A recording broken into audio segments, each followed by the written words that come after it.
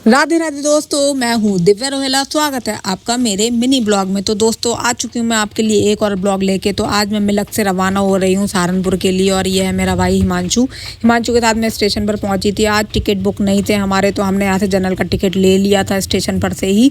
और ये है हमारा मिलक का छोटा सा स्टेशन।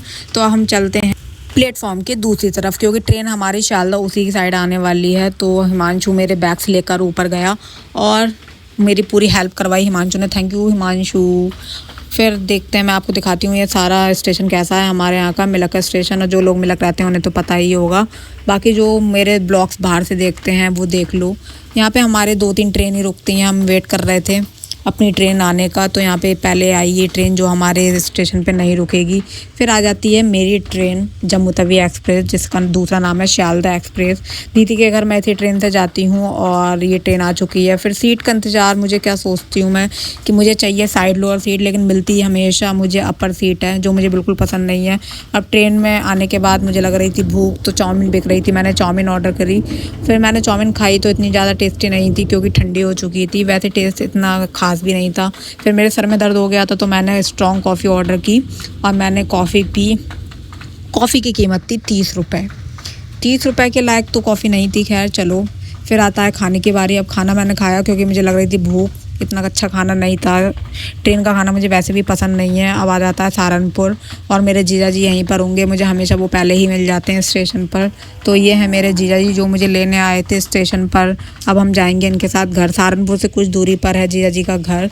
तो यहाँ पे देखिए स्टेशन पे कैसे लोग सो रहे थे। यूपी का स्टेशन है ये। भाई बड़ोदरा वगैरह जो बाहर की तरफ स्टेशन होते हैं वहाँ ऐसे अलाउड भी नहीं करते हैं। जैसे ही मैं स्टेशन पे पहुँची लाइट जा चुकी थी और ये पूरा स्टेशन बहुत सुंदर बन चुका है सहारनपुर का। और अब मैं जा रही हूँ जीजा जी के साथ स्कूटी से सफदरपुर, जो है 12-13 किलोमीटर सहारनपुर से दूर। स्कूटी पे बैठने के बाद हमें पता चला कि थोड़ा सा आंधी तूफान आने लग गया है। हमने सोचा कि जितना भी रास्ता कवर हो सकता है उतना रास्ता कवर कर लें, बट बहुत तेज़ आंधी आई थी। आंखों में धूल घुसने लगी थी। फिर हमें एक जगह रुकना पड़ा और ये आप देख ही सकते हैं वीडियो में दिख रहा है कि कितनी तेज़ धूल उड़ रही है। तो हम एक अंकल की शॉप पर रुक गए थे और बारिश आई है उसके बाद बहुत तगड़ी। मैंने अभी तक, तो मुझे लगता है कि ऐसी बारिश अभी इस गर्मियों की पहली बारिश मैंने देखी होगी, जो इतनी तेज़ बारिश हुई है सहारनपुर की। तो बहुत तेज़ बारिश हुई है। हमें बहुत देर रुकना पड़ा। यहाँ कम से कम 1 घंटा रुकी हूँ मैं यहाँ पे स्टेशन पे आने के बाद, और हमें घर पहुँचने में बहुत देर हो गई। बारिश रुकने का नाम ही नहीं ले रही थी। फिर एक अंकल जिनकी शॉप थी वो हमें अपने घर पे ले गए कि थोड़ी देर आप यहाँ पे वेट कर लो। तो वो अंकल बहुत अच्छे थे। ये हैं वो uncle, thank you so much. फिर जब हल्की बारिश हुई तो हम जीजा जी के साथ निकल पड़े उनके गाँव के लिए। और फिर मैं गाँव पहुँचने वाली हूँ। अब दीदी का घर मैं आपको दिखाऊँगी। रात बहुत हो रही थी और आंधी तूफान और बिजली कड़क रही थी। हम थोड़ा थोड़ा भीग भी गए थे। ये है मेरी दीदी का घर और दीदी वेट कर रही थी मेरा। और ये देखो मैं भीग गई हूँ। मैं दीदी से कह रही थी तुमने मुझे तूफ़ान में कैसे भिगाया है बारिश में। और यहाँ पे ये मेरा दैविक है, सो रहा है, जो बहुत देर से मेरा वेट कर रहा था। दीदी कह रही थी वेट करते करते सो गया था। नन्नू है, ये भी सो गया। और फिर मैंने सोचा कि दीदी कह भी रही थी तो उठा दे। मैंने कहा नहीं उठाओ, इसे बहुत देर में सोएगा। दीदी ने मेरे लिए वेलकम केक बनाया था जो बहुत ही यम्मी था। मैंने ये अभी रात में नहीं काटा, इसे हम बाद में बताएंगे आपको कब काटा हमने। अब जीजा जी ने दैविक को भी उठा दिया और दैविक खुश हो गया मुझे देख के और कहने लग गया तुरंत उठते ही कि मेरा पंखा कहाँ है। इसको पता था कि मैं इसके लिए मिनी फ़ैन लेके आ रही हूँ। इसने मेरे पैर छुए, फिर मैंने इसको इसके गिफ्ट दिए, मेरी गोदी में आया और ये मुझे देख के बहुत खुश हो गया था। बहुत एक्साइटेड था, मुझे वीडियो कॉल भी कर रहा था ट्रेन में बार बार कि मौसी कब आओगी कब आओगी। फिर मैं पहुंच गई। अब नन्नू को भी उठा दिया हमने और दैविक को उसका मिनी फ़ैन दे दिया। वो अपना फ़ैन देख के बहुत खुश हो गया फिर नन्नू ने भी अपने गिफ्ट्स खोले, नन्नू भी खुश हो गया। अब सुबह हो जाती है तो सुबह को दीदी लगाती है हमारे लिए नाश्ता। नाश्ते में बनती हैं पूड़ी और गागली। हमारे यहाँ घुइया कहा जाता है गागली को। आपके यहाँ पे क्या कहा जाता है आप भी बताना। ये है दीदी का घर और ये है मेरी बुआ का घर।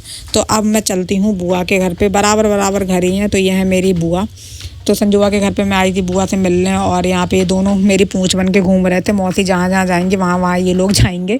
तो फिर मैंने देखा अभी भी आया हुआ है तो अभी से मिला जाए। अभी पढ़ाई कर रहा था ऊपर तो अभी से मिली।